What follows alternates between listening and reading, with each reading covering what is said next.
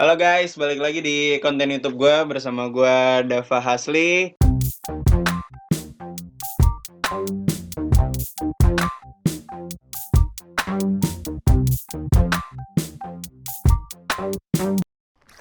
Di sini ada teman gue, ada Mahmud sama ada Nanda. Say hi guys. Halo. Nah, di sini kita bertiga mau ngomongin gimana sih caranya masuk Vkom. Nah, gimana masuk Vkom? Nah, Mahmud di sini sebagai perwakilan dari kan mantan dari ketua BEM ya Mut ya tahun lalu. Terus juga Nanda ini sebagai perwakilan dari mantan ketua Hima ya Nan ya tahun lalu. Nah, gue di sini ngasih tahu ke kalian sebagai publik aja guys. Jadi gimana caranya nanti biar aspirasi kalian itu terjawab sama kalian sama ini dua orang mantan pejabat dari Vkom. Semoga membantu. Jangan lupa di like, share, sama subscribe sebelum conversation ini dimulai. Oke guys, yuk mulai aja. Halo Mut, Nan, apa kabar semuanya? Baik. Alhamdulillah baik. Oke, lagi ini ya, lagi sibuk skripsi ya ini sekarang ya? Wah gila sibuk banget ngehubungin dosen pembimbing. Nah, oke. Parah. Buat mungkin di basic aja kali ya. Kalau untuk gimana sih caranya masuk Vkom kan ada buat ini kan Unpad nih, terutama buat masuk Vkom Unpad tuh gimana sih caranya, ada jalur-jalurnya apa aja, bisa dijelasin rincinya nggak? Kecilnya, umumnya aja. Siapa nih, ke gue dulu, ke Nanda dulu nih? Terserah siapa yang mau jawab. Kalau yang gue dulu ke Inan ya. Kalau yang gue tahu ada beberapa jalur kalau lo pengen masuk Vkom. Buat teman-teman semua, kalau pengen masuk Vkom, pertama ada jalur undangan buat anak SMA yang kelas 3 lewat nilai rapot.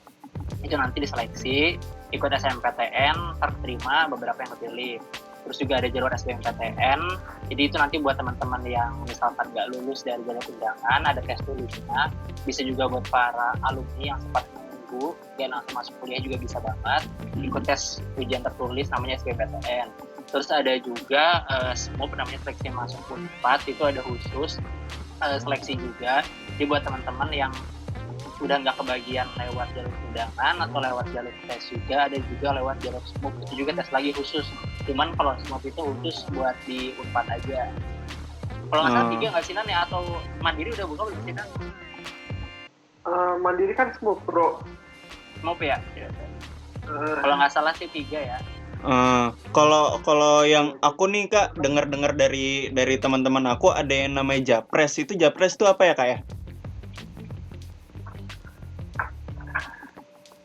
Japres sebenarnya kalau nggak salah tuh ada juga kasusnya di beberapa tahun ya, cuman nggak dibuka kuotanya banyak, jadi hanya buat sedikit jumlahnya, dan itu pun diutamakan dari daerah yang Jawa Barat terlebih dahulu, daerah angka 4. Terus buat targetan sama kualifikasinya, biasanya Japres itu didahulukan buat yang lokal, terus juga yang prestasinya tingkat minimal nasional sekolahnya. Jadi kalau regional dan nasional, jadi kalau misalkan masih di tingkat kota atau setingkatnya itu masih kurang, jadi diutamakan yang tingkat nasional.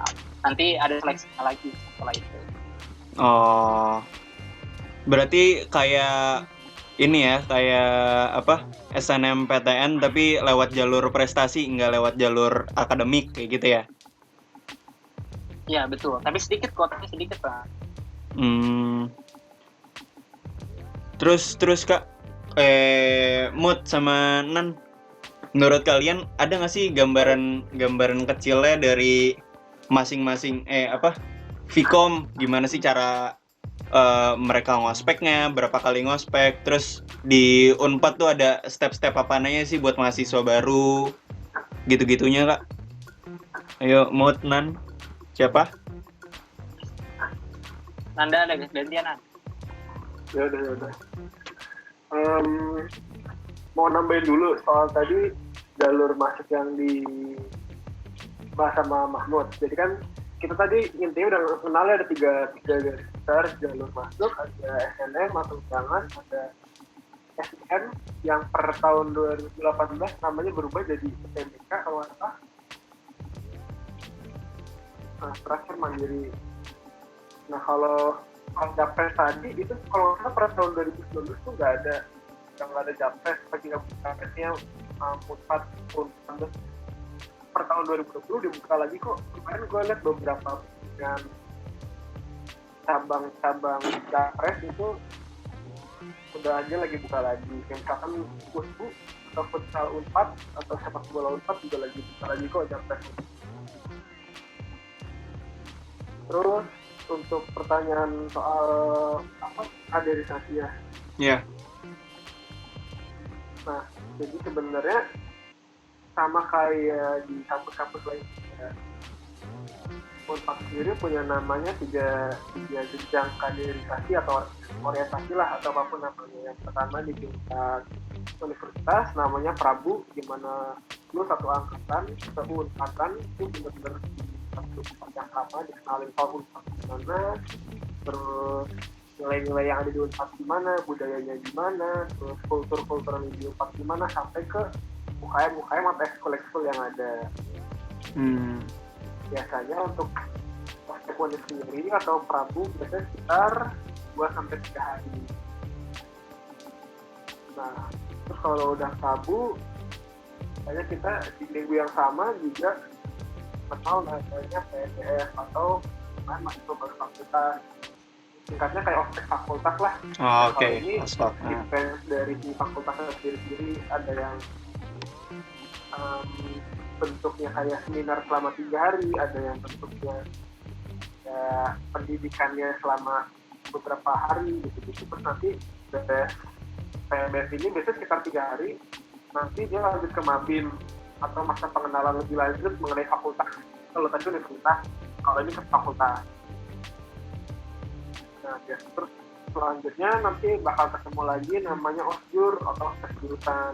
Ini lu bakal kenal lebih dalam lagi kulit-kulitnya sampai ke soal jurusan yang lu ambil di gimana, kuliah proses kuliah gimana. Gitu. Oh, berarti rada sebenarnya orientasi ini kayak yang ditakutin orang-orang nggak sih Kak? Kayak terutama Vkom ya, Vkom. Kalau bicara Unpad kan kegedean. Umumnya orientasi di Unpad itu udah nggak ada yang keras, pakai yang cara kekerasan kayak gitu atau masih ada nggak sih Kak? Untuk yang sekarang yang Kakak tahu? Coba jawab kali KBM-nya kali. Ya, Kalau dari KBM. sebenarnya itu udah stigma lama sih. Jadi sebenarnya di hampir di semua kampus pun setahu aku yang modern sekarang tuh udah nggak ada lagi misalkan ospek yang kekerasan kayak gitu, karena udah bukan zamannya, lebih milenial lah sekarang. Jadi tujuan dari ospeknya tuh buat kan memperkenalkan gitu kan. Jadi kalau soal perpeloncoan cowoknya kayak gitu udah enggak sih kalau buat sekarang. Aman lah pokoknya. Mungkin Gitu ya. 2-3 tahun lalu masih sempat ngerasain ya kalau kepala masih harus botak, masih Vkom. Pas setelah itu udah di 2 tahun terakhir udah nggak ada lagi. Oh, udah dihapusin ya Kak berarti ya? Udah nggak ada. Pokoknya semakin kesini setiap ospek atau orientasi atau kaderisasi lebih humanis kok, kita lebih menekankan pada value sama isi daripada budaya, kultur atau adat segala macam. Betul, sangat fleksibel perkembangan zaman juga sih.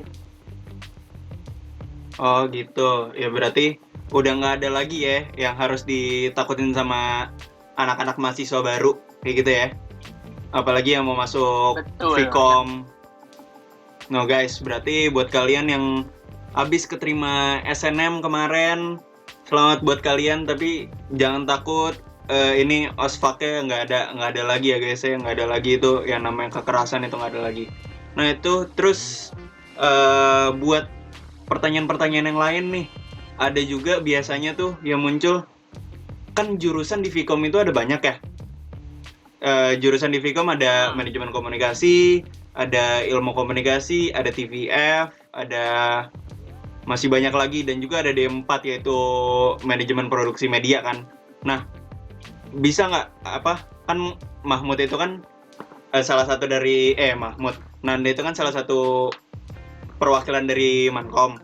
Nah, kalau Mahmud bisa nggak ngejelasin singkatnya dari masing-masing jurusan, Mud? Singkat aja. Boleh. Mm-mm. Boleh. Ini gue dulu nih. Boleh. Tapi nanti buat yang Mankom Kalau itu Nanda aja. Ya. Kalau yang gue tahu selama beberapa tahun terakhir kuliah di Vkom gitu kan, mungkin kalau teman-teman pengen lebih lengkapnya bisa banget dicek website resminya di vkom4.ac.id. Nanti gue Itu taruh di banyak bawah, banget, guys. ada deskripsinya. Ya, ada deskripsinya, terus ada sampai konsentrasinya dan profil lulusannya bisa kemana aja gitu. Kalau ilmu komunikasi dia itu lebih universal, dia belajarnya tentang berbagai macam aplikasi dari teori komunikasi, terus juga strategi communication. Intinya dia cakupnya lebih luas dibanding kita yang penjurusan, cuman dia belajarnya lebih dari kulitnya aja lah gitu. Oke. Nah itu nanti bisa banyak lagi cabangnya, tergantung nanti gimana kita mengambilnya. Terus kalau humas itu udah jelas kan, seperti namanya public relation, dia belajar gimana caranya buat jadi humas, menyambungkan citra perusahaan, citra organisasi atau citra apapun itu supaya bisa lebih diterima lagi gitu kan, nge-branding.